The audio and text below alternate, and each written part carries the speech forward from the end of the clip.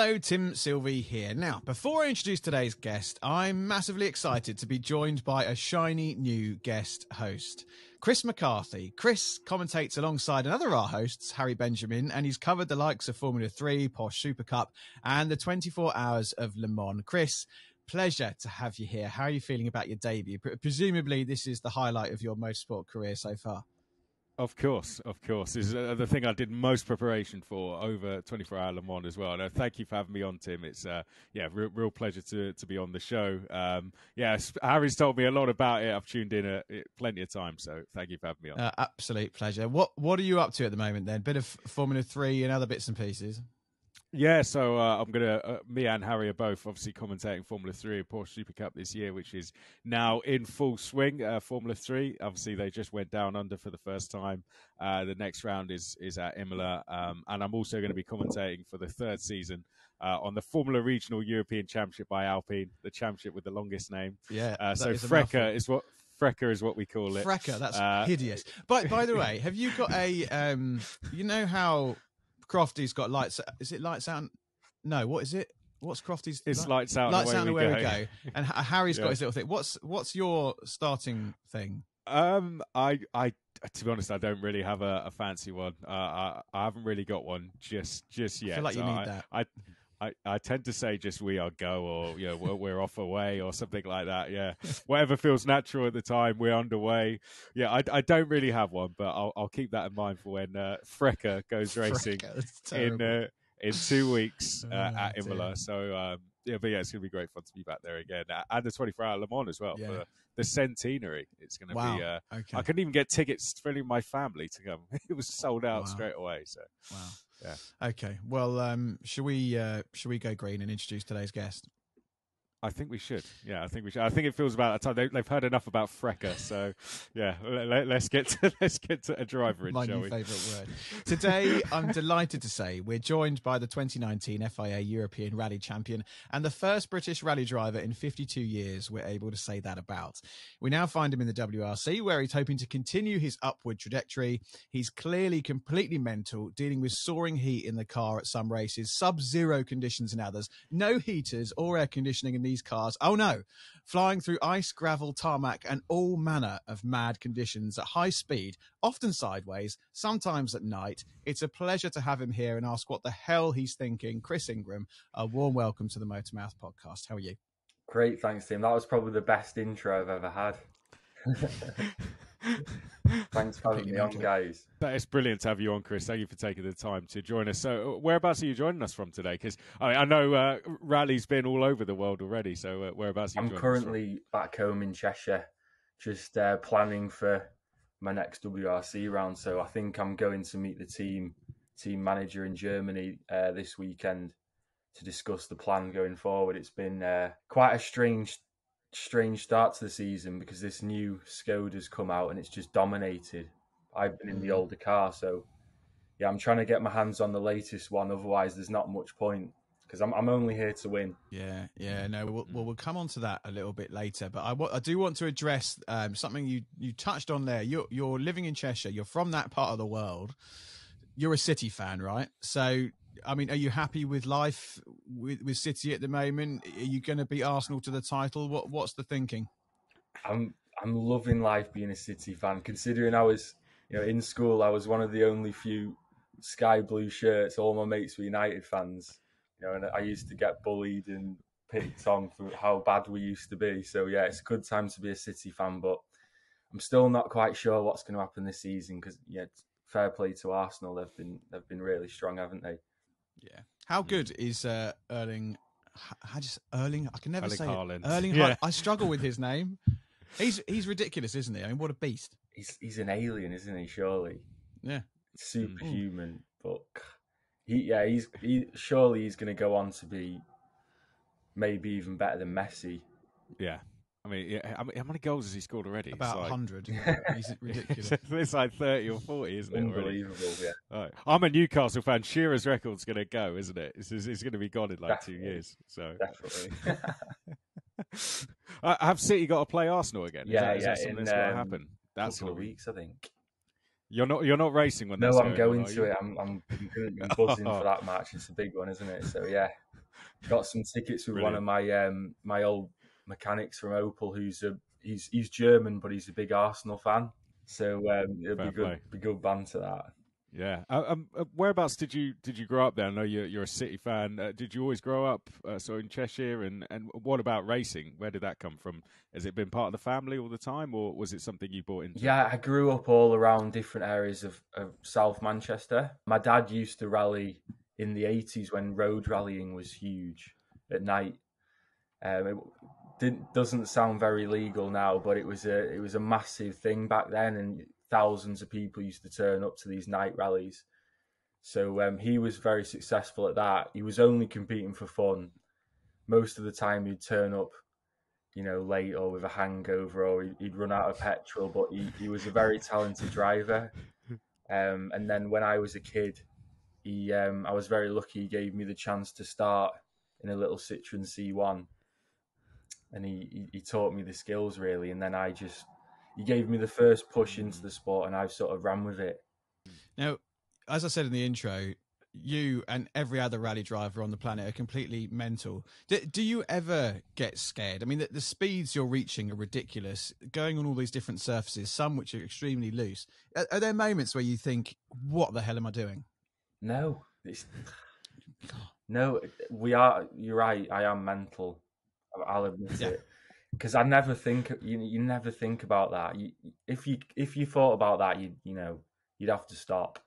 Like you might have seen that Azores rally on my social media where there's like 1,000-foot drop off the side of the road, and just flat out. And it's only when like yourself, you just said it, Tim. You make me think about it. You think, God, it is insane, isn't it? But it's bonkers.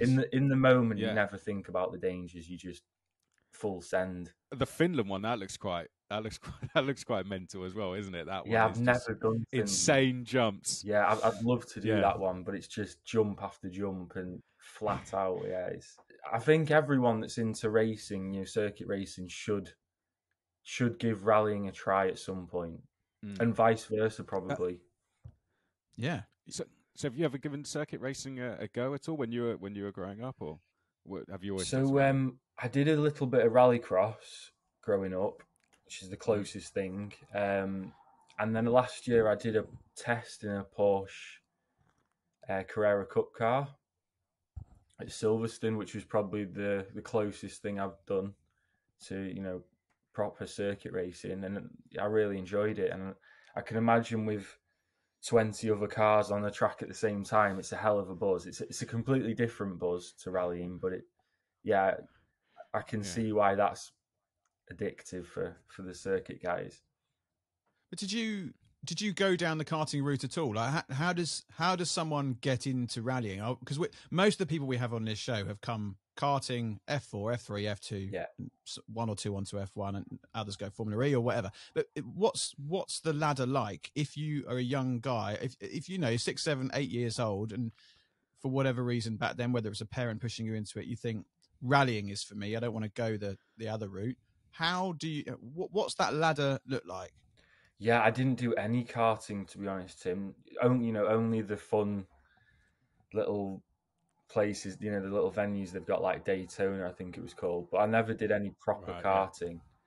I just used to ride. I had a few quad bikes and motorbikes, and it was always off-road in fields, driving old cars around fields, stuff like that got me into rallying. And I was never as interested in circuit racing. It was always skidding around that was the appeal for me. I mean, it just sounds absolutely crazy. And you talked about going through forests and fields there. To negotiate those, you obviously need a co-driver. Tell us how important is your co-driver? Oh, it's everything, really. We only get to see the route twice in a road car at very slow speed when we're doing our recce, making the pace notes. So that's at the beginning of the week. Then when we're thrown into the rally, which is 300 kilometers long, it'd be impossible without a co-driver. You couldn't remember all those roads, all those stages. So the code in the pace notes and the timing from the co-driver is critical. Do you have a say in who your co-driver is, or are you given someone when you join a team? No, it's completely up to the driver. Okay. And presumably a good one is quite hard to find because there's got to be a massive amount of trust there. Because I suppose, I was watching some of your YouTube videos yesterday, and you can hear the co-driver in the car barking at you with different corners and gradients or whatever it might be. If he gets something wrong, I guess you're going to, if he says go left when it's a right and it's a blind corner coming up, you're going to trust him. How do you find someone that you can make sure that you get on with in and out the car and that you trust with your life when you're going around those courses? Luckily, there are, coming from the UK, there's a lot of great co-drivers here. The more difficult part is actually the relationship you have in between stages, because a lot of these guys, they're on it. Give them a pace notebook and, they're absolutely on it. They know exactly what they're doing. And yeah, I definitely couldn't do that. It's a hell of a brave role.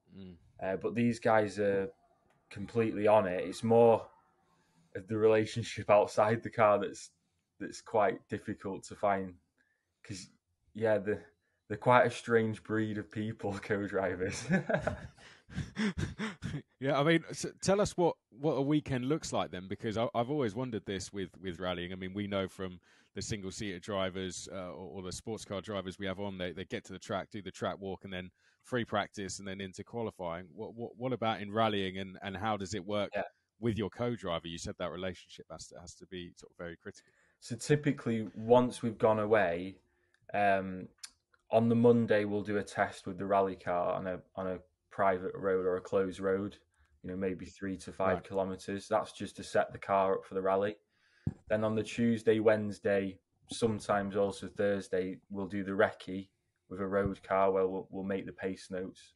Only 2 passes of each stage. And then sometimes the rally might start on Thursday night, like in Monte Carlo, but it typically starts on Friday morning, and then full day Friday, Saturday, Sunday finishes late afternoon. So it's a full-on week.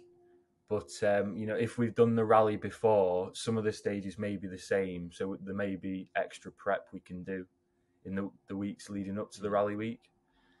But because I'm not quite new to WRC, it's been a hell of a challenge competing against these guys that have done these rallies a dozen times. So I've done really well in last year, taking on the very best in WRC2 with the little experience I've got of these rallies. And you see in rallying as well, the age is so much older. Sebastian Loeb won Monte Carlo age 48 last year, and you'd never get that in F1, would you? So experience is definitely a bigger thing in rallying. Do you have a favourite place to go? Because it's so varied, isn't it? The types of venue that you go to, you literally could be racing in snow one week, followed by 30 degrees, boiling hot the next. What's your favourite type of destination? I don't really have a favourite. I love all of them. I think the most special is Monte Carlo because it's such an iconic place for all motorsport, and the roads, an hour away up in the mountains are absolutely savage. The stage could be 90% bone dry tarmac, and then at the top of the col you'll have sheet ice, which we'll have to negotiate on slick tyres. So that is a unique challenge. But yeah, there's loads of other amazing rallies like Portugal, Sardinia coming up. They're gravel rallies. I should have said Monte Carlo's closed road tarmac, public roads. You have Portugal and Sardinia are off-road, rough, hot, dusty, completely different. It's like a completely different sport, really. So that's why for me rallying's the best challenge and the best adventure, because it's all so different. Yeah, I was watching the Rally Monte Carlo this year. doing it in the nighttime as well, that seems like such a tough challenge. And you can just see the flashes of the cameras from the photographers as you're coming into hairpins and stuff. I mean, tell us what that feeling's like when you know this. I imagine you're not really focused on it, but looking back on it and seeing such a, the amazing atmosphere they have around there, that must be really special, but also a tough challenge to take on. Oh yeah, that is the best moment of the year. The first stage is on Thursday night, where there's thousands of fans just up in the middle of nowhere with flares and fireworks, and the roads themselves are so long and tough. And like I said before, it could be dry, and then suddenly there's a patch of ice, and you're flat out on slick. So it's bloody dangerous, really, as well. What happens when, if you're in the middle of a stage and your wheel falls off, or you have a mechanical issue? Presumably there's no one there in a support car to come and help you because you're traveling too quickly. So do you have to have a degree of mechanical nous about you to fix certain things as they go wrong? Yeah. So we carry spare steering arm, spare rear tow arm if we bend the rear. So we and a big toolkit in the car, so we can fix, if we bend something, or most of the time we could probably fix it, but it obviously we can change your steering arm. I think it's 3 minutes, maybe 4 minutes in our practice. So in that time, you're pretty much out of the running for the win, but you could go on and still maybe get a top 5 or something. So it's definitely worth practicing all that. But if we get a puncture, we stop in the stage and change it. We can change a puncture in 1 minute 15, me and my co-driver. So wow. There's it's crazy, really. But you want to avoid all those little mistakes, because the rallies come down to seconds even after 3 days. Yeah. You said about practicing there. How often would you do what is essentially a practice pit stop, if you like, if you've picked up damage? Is that something you do when you get to each event, or do you do it in between events? Yeah, so when there's the shakedown, which is usually the Thursday before the rally, we always aim to do some practice tyre changes, and usually for the steering arm, the tow arm, we go to the garage and practice that pre-season, and then maybe a few times during the season as well. You can change a tyre about 2 hours quicker than I can, so congratulations to you. That's quite impressive. As you don't know how, though, do they? Mate, I don't. I couldn't do it. Genuinely, I'd have to flag down an old lady or something to help me out. I wouldn't know where to start. Yeah, I'm the same. I really can't do it. I remember I was with a girlfriend once. We broke down. I was like, "You're gonna have to change the tyres on the phone." It's a bit demasculating, isn't it? yeah. We missed our flight because of that. Christopher, so. Is she still with you, Chris? No, don't blame her. Well done, her. You're better off out. See you later, Chris. 2019 was a special year for you. Take us through your memories of that year and just explain to people why that was such a special year for you. Yeah, it was the toughest year of my life, actually, because I was really struggling to keep my career going. One of my main backers had pulled out, and I had no funding, and I was getting into debt just to keep my dream alive. And I got myself into the position where I was leading the championship, even though I was driving terribly for what I can really do. There was 2 rounds to go, so I set up a crowdfunding page, and 500 people chipped in to help me get to those last 2 rallies, amazingly. And I managed to win the championship in the most incredible way on the very last stage. Both my main rival, who was the champion from the year before, and me, we both got punches. But I opted to carry on the rim. The tyre had completely gone, but I did 14 miles on the rim. Wow. It was going dark. The conditions were terrible. I thought, if I stop now, it's definitely over. I thought that because it was foggy and raining so bad, it'd be a bit of a leveler. But then I got to the end of the stage, and another guy had had an amazing time and jumped me. So I thought, right, that's the end.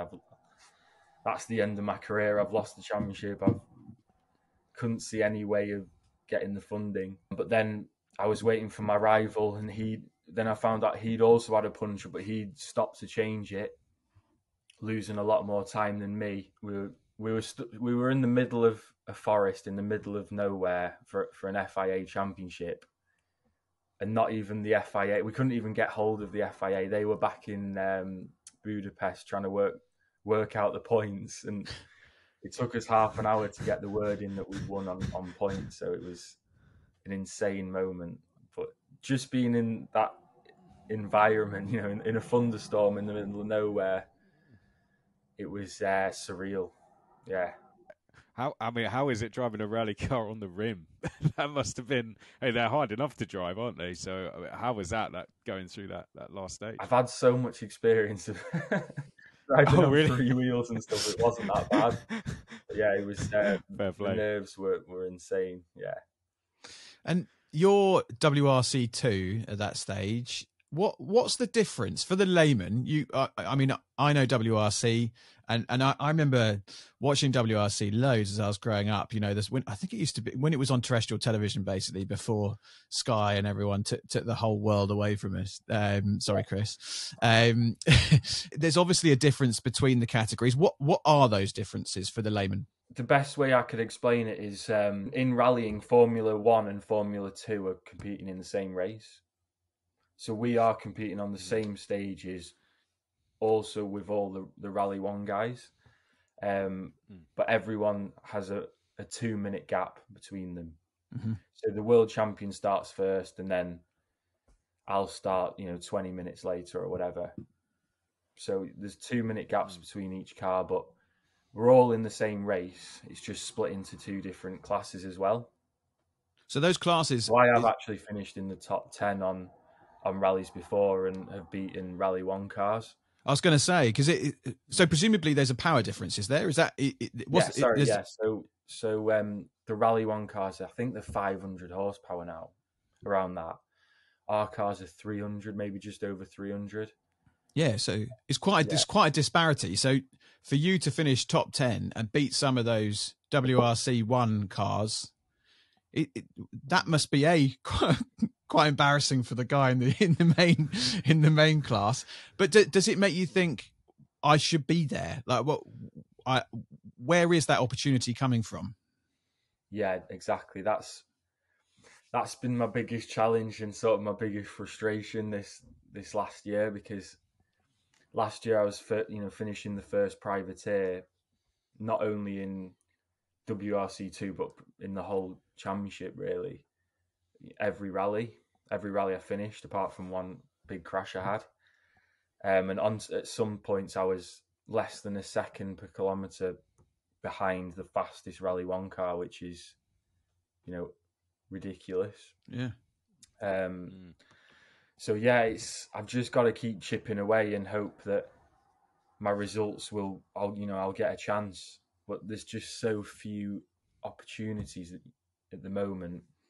There's a lot of pay drivers, so it's unbelievably competitive, like all elite sports at the top, I guess. So I've just got to keep chipping away and keep trying to get those top 10s and get closer and closer to that drive. So there's pay drivers. That's not just exclusive to single seaters then, because obviously pay drivers are up and down the single seater ladders all over the place. Not necessarily a bad thing, because some of the best drivers on the planet have been pay drivers. But so that's a thing as well in the WRC. Yeah, massively. Yeah. All my rivals are billionaires or getting. If the families aren't billionaires, then they're getting funded by their own federation. So the French federation put a lot of financial backing into their young drivers. Also the Czech federation, Spain, obviously Finland put a hell of a lot into their drivers. They pretty much run the sport, the Finnish mafia at the moment. So I'm up against it, but I believe that I've got the talent, so I've just got to keep pushing, and hopefully, one day I'll get the chance. I was going to say, though, those results must feel good, though, coming in as essentially the underdog, because being a privateer, like you mentioned, your setup, not just when you're on the stage, but off the stage, is going to be considerably different. So being able to go and get a top 10, I mean, tell us a little bit about how different that setup would be in between stages, from what you have compared to what the factory teams have. Yeah, it's tough. My last rally was Monte Carlo in January. All my rivals have been out every couple of weeks, either doing a rally or a test. But I've not driven my car since then. I just turn up with a day's practice, and I've got to win. I've got to fight these guys who are practicing all the time. So that's the biggest challenge. The cars are I'd say the cars are very similar, but the factory drivers, I think they have a few extra bits, and that's always the way. But the main thing is the seat time and the practice, really. It's so frustrating. I mean, I feel frustrated just listening to you talk about it. It seems unjust that you're doing so well with the situation, the materials and equipment that you're given, that opportunity must be around the corner. What about in terms of these factory teams and the big backing that comes with? Is there cost caps, akin to what we have in Formula One, or is it still a bit more Wild West in that regard? So in Rally 1, the testing's limited, like Formula 1, I guess. I'm not sure on the rules there, but Rally 2 is it's even worse because there's absolutely no cost cap. So I don't know what the rules are in Formula 2 and the other series for. Actually, I don't know. But for Rally 2, it's just ridiculous. You could literally do a rally every week.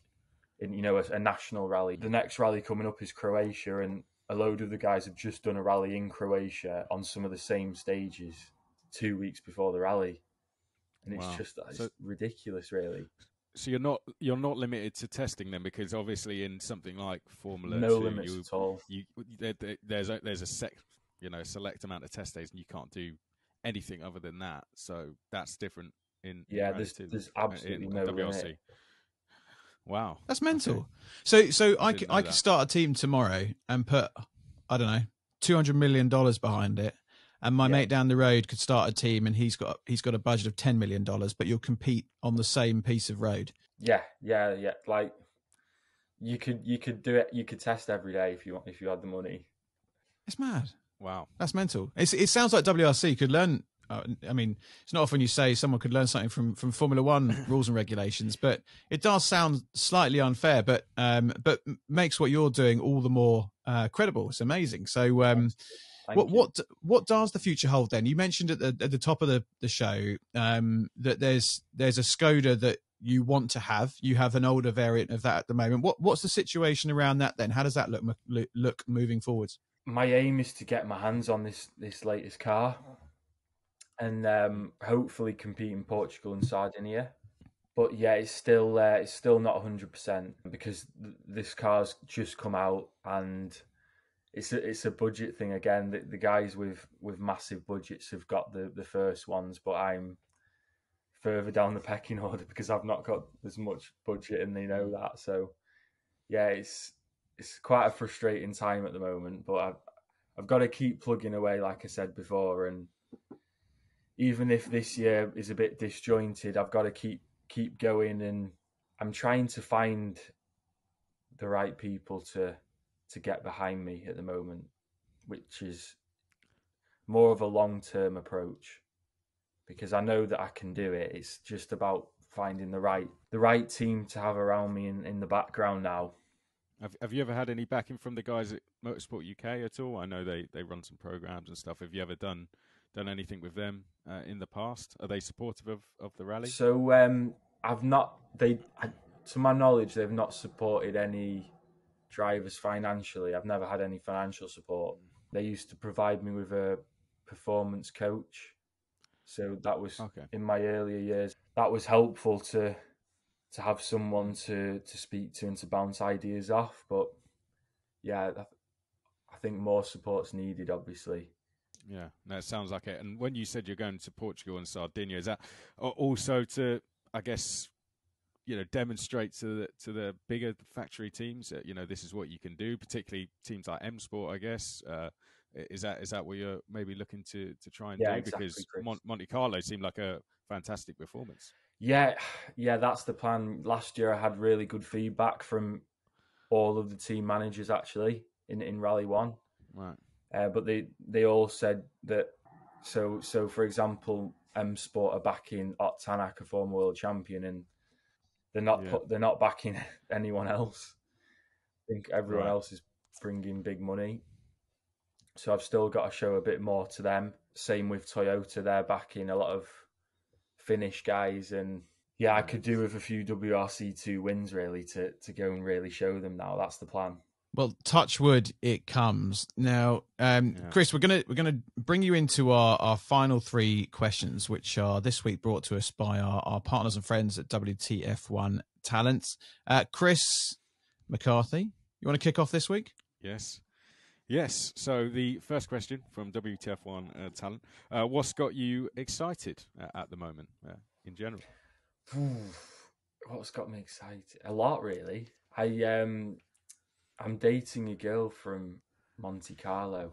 That's you definitely did a good performance out there. I think she was impressed with my drift around the Fairmont hairpin. If you've seen that, is that where they were putting they were putting a penguin out there and seeing if cars could hit it? I have not seen that. Is that a dream you had? No? Is that some kind of weird? No, it's a genuine video. It got ran over in the end. I don't know if that not was a real one, presumably. I don't know who that was. No. It was So we're excited about the new girlfriend. That is exciting. Well, touch wood, it continues. And, cheers, nice. Monte Carlo's a nice place to get married. So keep it going. Yeah. If not doing what you're doing, what would you be doing? I love film and TV. I used to study. I studied film and TV at college, and I used to love editing rally videos and going out filming. And that was my first passion before driving, really. So I thought I'd be, get into some kind of film role or directing.